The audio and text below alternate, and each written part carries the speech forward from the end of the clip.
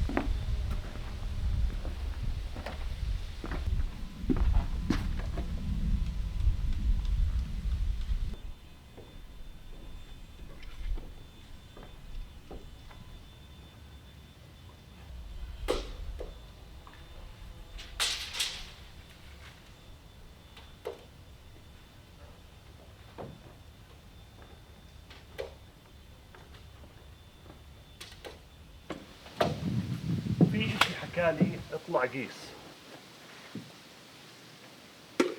انا ما كنتش ناوي اقيس، يعني خلص معروفة ارفع بورد وحط. في اشي حكالي اطلع قيس. قديش احنا يعني بعاد عن يعني قديش البورد راح يكون طالع في عندنا 3 انش ونص تقريبا بكل بورد بدهم ينقصوا. غلطة شنيعة جدا. اخر اشي كنت اتوقع انه يصير. البورد كل الرافترز لما ركبناهم المفروض يركبوا في سبيسنج بيناتهم، بسموه 24 انش اون سنتر، يعني بيكون بين الرافتر، بداية الرافتر هاد وبداية الرافتر هاد بيكون في 24 انش. واحنا كيف ركبناهم؟ قصيت قطعتين خشب، واحدة لفوق وواحدة لتحت. كنت استعملها عشان اعمل الفراغ بين الخشبتين لما اركبهم. الخشبتين قياسهم غلط، فالروف هاد والروف هاد التنين راكبين غلط، سبيسنج بين الرافترز، يعني شغل مضاعف.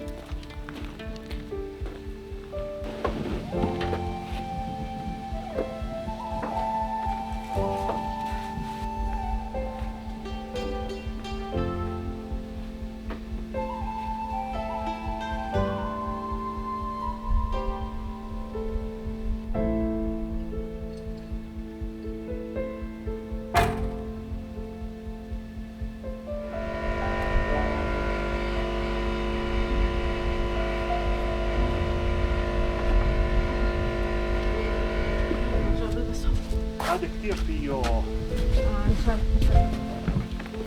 نجرب. ايوه انتبه راسك بس. بيعلق بهذا الحال قبل ما تفوت جوا، بقدر امسكه.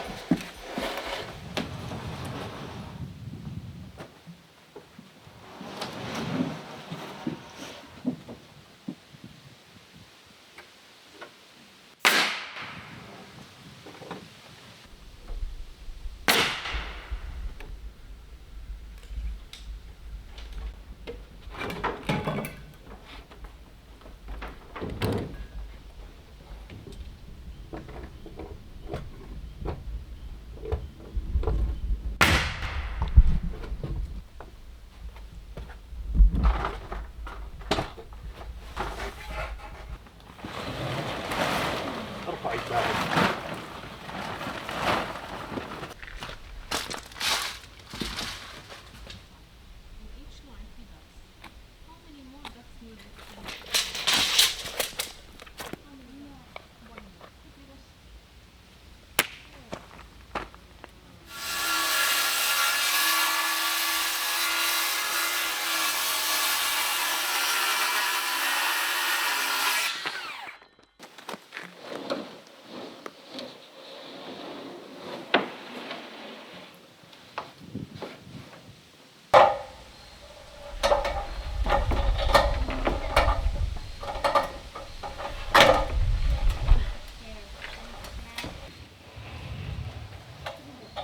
العملية بعديها تصير اسرع، بس الواحد ياخذ على الموضوع.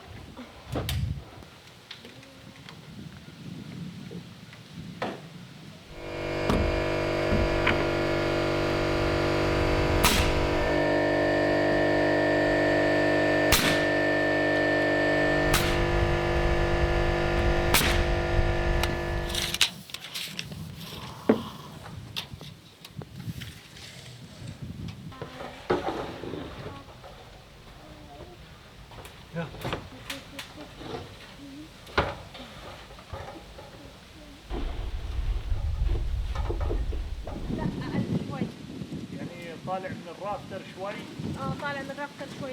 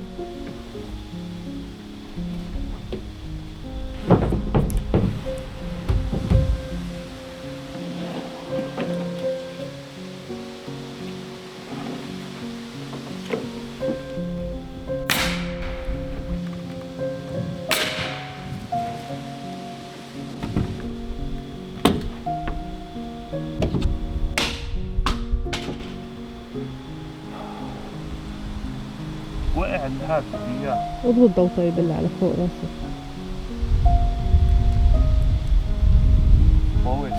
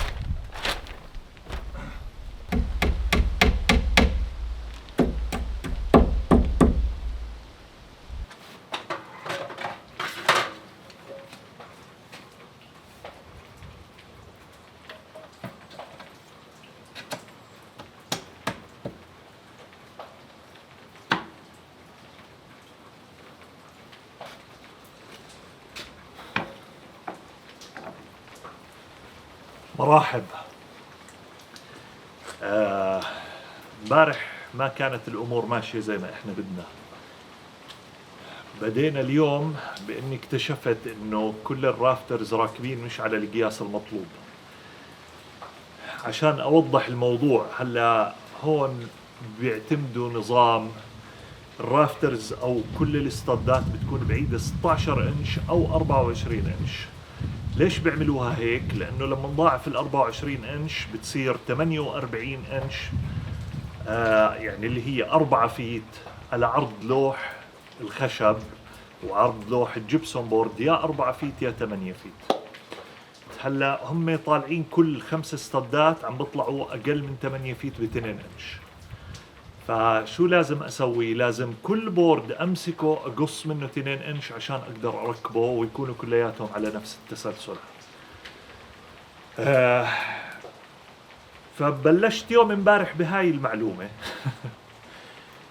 والقص تبع هاي الألواح مش سهل. لما الواحد بده يقصه بالسيركيولر سو مش سهلة إنه الواحد يطلع خط مستقيم 100%، وبس يجوا 2 لوحين بدهم يركبوا على بعض، إذا هذا فيه طاجة صغيرة أو طاجة صغيرة هون بيسوي فراغ.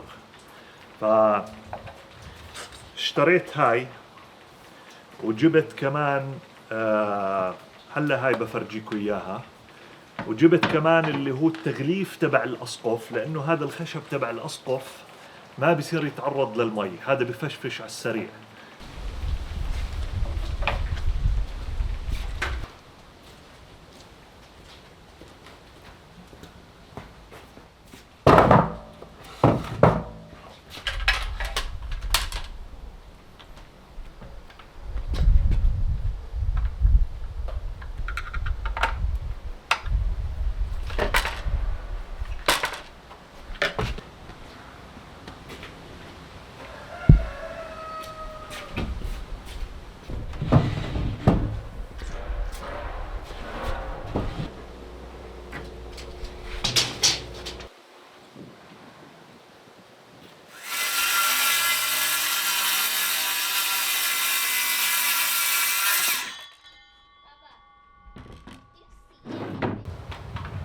رهيبة، بسيطة جدا وسهلة للشغل. فكرة منها بس انه هذا القالب بيركب على السو، بعدين بصير يمشي على السكة تبعته، فالقصة بتطلع على الليبرة. Now again, I can't, you know.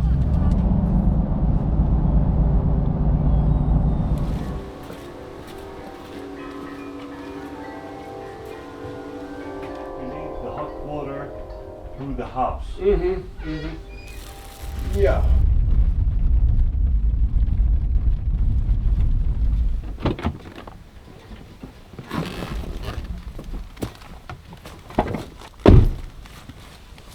Micro.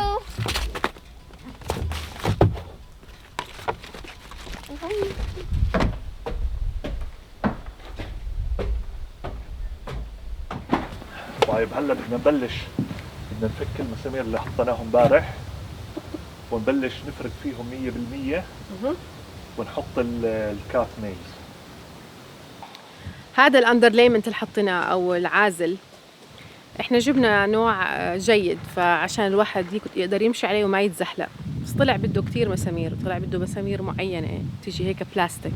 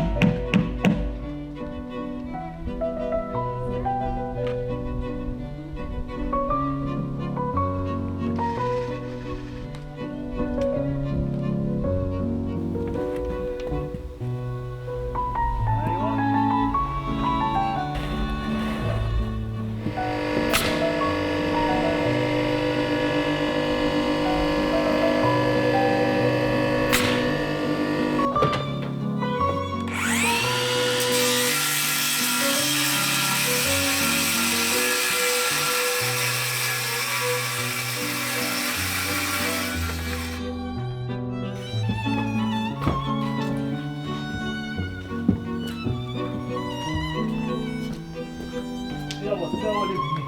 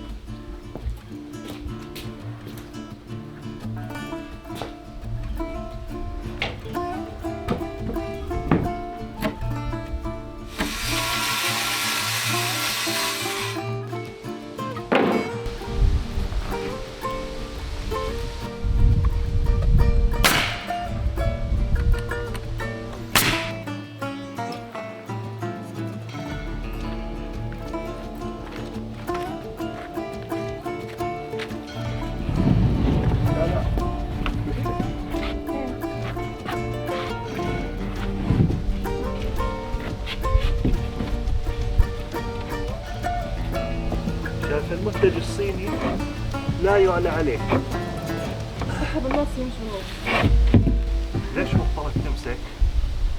أنا لا يعلى عليه. جد؟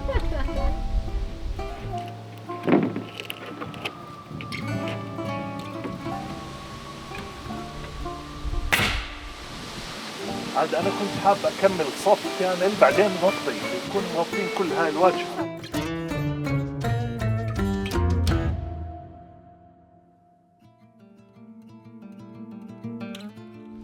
عنوان اليومين القادمين هدول هو السباق مع الزمن. يعني في عنا يومين يا دوب نخلص فيهم، جايين عواصف رياح وامطار، فزي ما انتم شفتوا هيك قلب الجو فجأة، ما بنعرف قديش بنقدر نخلص بعد المشكلة طبعا اللي عنا اياها، فعم نتغلب شوي في موضوع القص واخذ القياسات وما الى ذلك. بس هذا الروف سهل، الروف اللي بعديه هو الروف اللي مش سهل صراحة.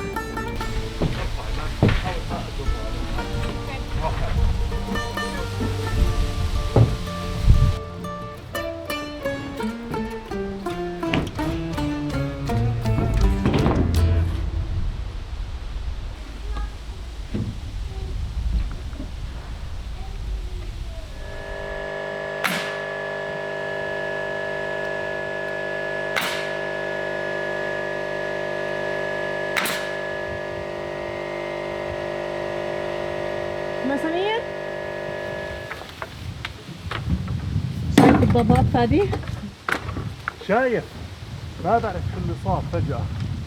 خلينا نلحق نغطي هذا قبل ما تبلش تشتي.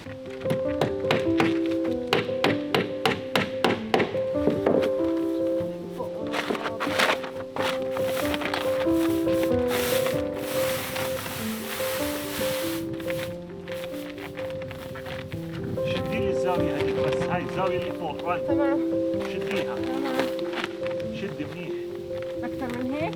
الزاوية اللي فوق.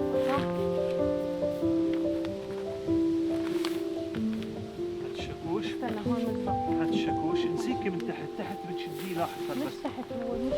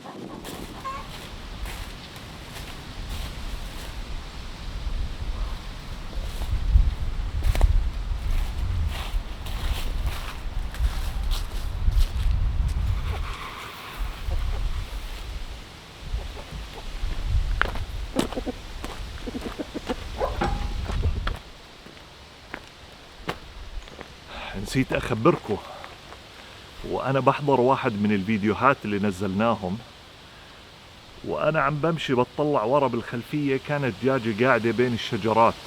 فرحت شيكت على المحل اللي كانت قاعدة فيه، وإذ به في عش، عاملين عش كان فيه كمشة بيض. فمزبوط في حدا حكى إنه ممكن يكونوا عم ببيضوا برا، ما توقعت، لأنه بالنهاية بالليل عم بيناموا جوا البيت تبعهم. بس بعده الإنتاج ضعيف، لأنه في وحدة راقدة وفي وحدة عم بتغير ريش. جبت لهم أكل فيه نسبة بروتين أعلى، المفروض هذا يساعد، وأكيد من الجو برضه راح يأثر، الحرارة والنهار صار أقصر. وفي كتير ناس حكوا بتقدر تحط لهم ضوء جوا البيت تبعهم بيوحي لهم إنه النهار بعده طويل. اطلعت على الإنترنت بيحكوا إنه الدجاجة بهاي الفترة بيكون جسمها محتاج يرجع يجدد عشان تقدر ترجع تبيض بطريقة كويسة وصحية وإلى آخره. فعم بيعملوا بيضتين 3 باليوم لهلا، يعني ماشي الحال.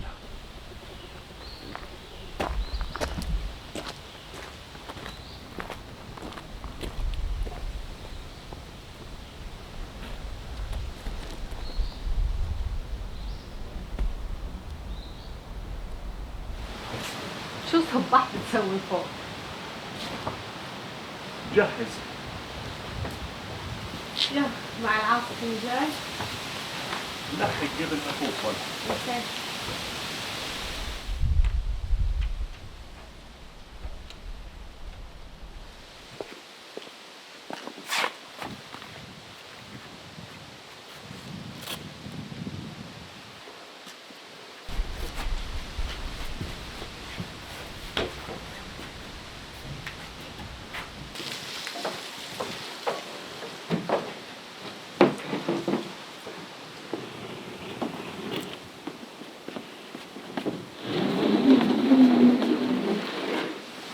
هلا والله، مش بس فادي بيحكي هلا والله، الوحش كمان بيحكي هلا والله. المهم صار عندنا نص سقف، وهذا إشي كتير حلو صراحة. يعني أنا فرحتي مش سيعاني، حتى لو نص سقف بس حلو. مجهود كان كتير حلو، مش صعب كتير، لأنه هذا الروف شوي أسهل من الروف الثاني، بس أخذ كتير وقت منا، وكنا عم نشتغل في المطر. اليوم رح نشتغل مع الرياح القوية. ما في مطر اليوم، بس اليوم في رياح قوية، وعم نحاول قد ما بنقدر نخلص ونسكر هذا السقف قبل نهاية الأسبوع.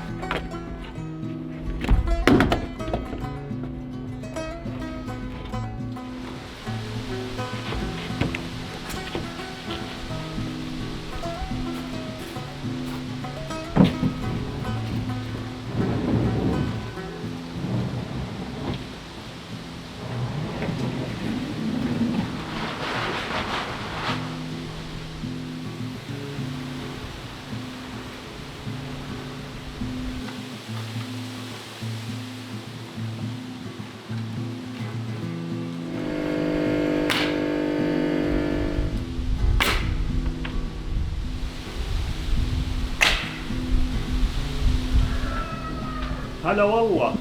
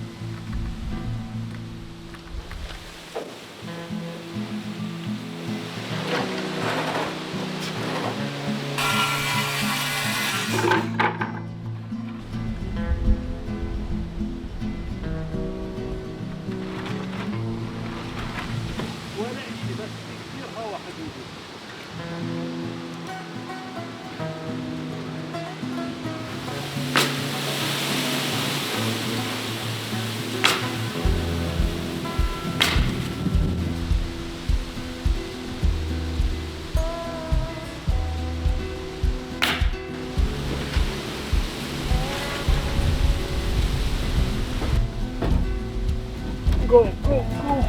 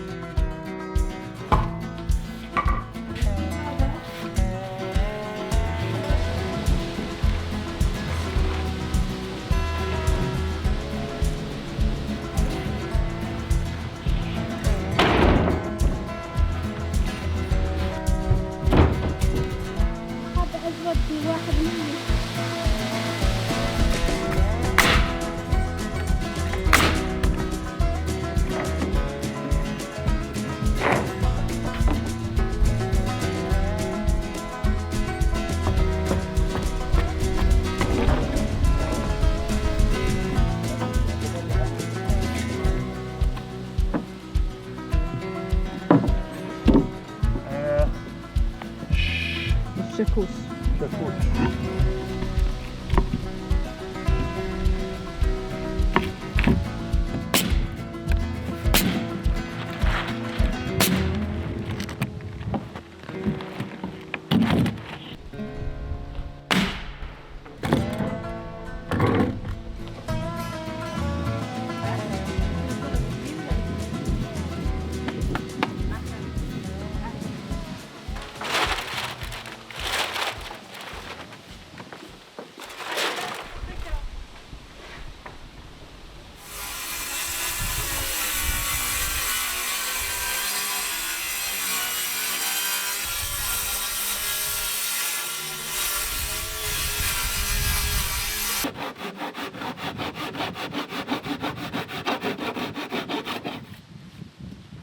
يا سلام. لسه عندنا شغل. اوكي. لازم نلحق هذا الحكي قبل ما ايش؟ معنا ساعة ونص. قبل ما تغيب الشمس.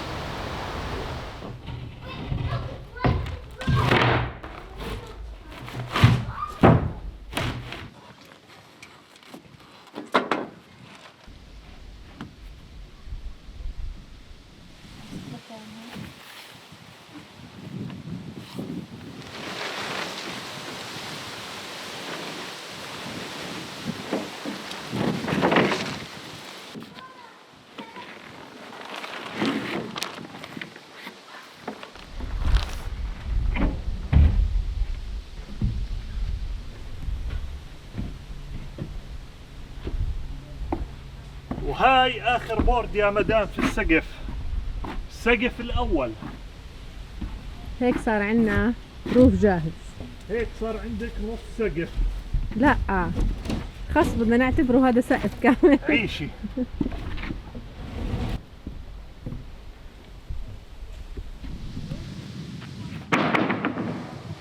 يا سلام.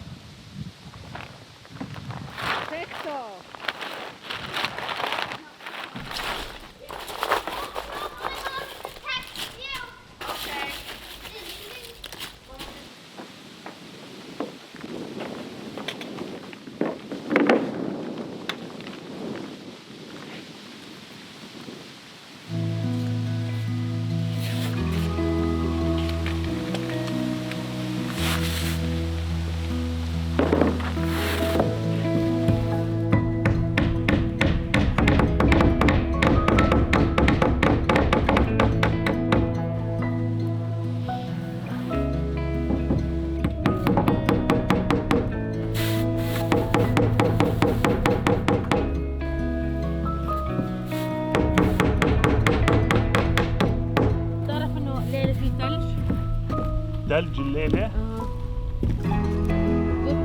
طب يلا نطي.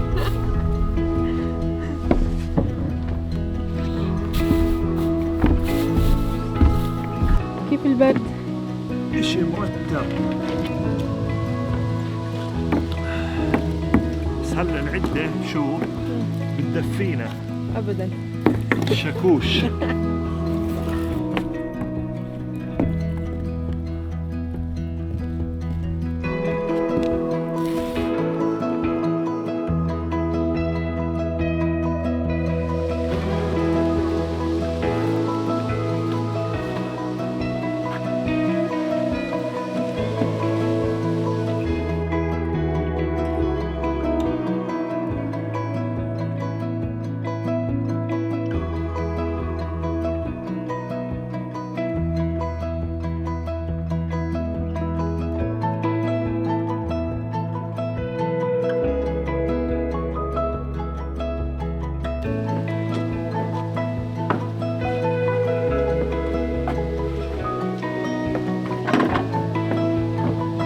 هذا الروف خلصناه.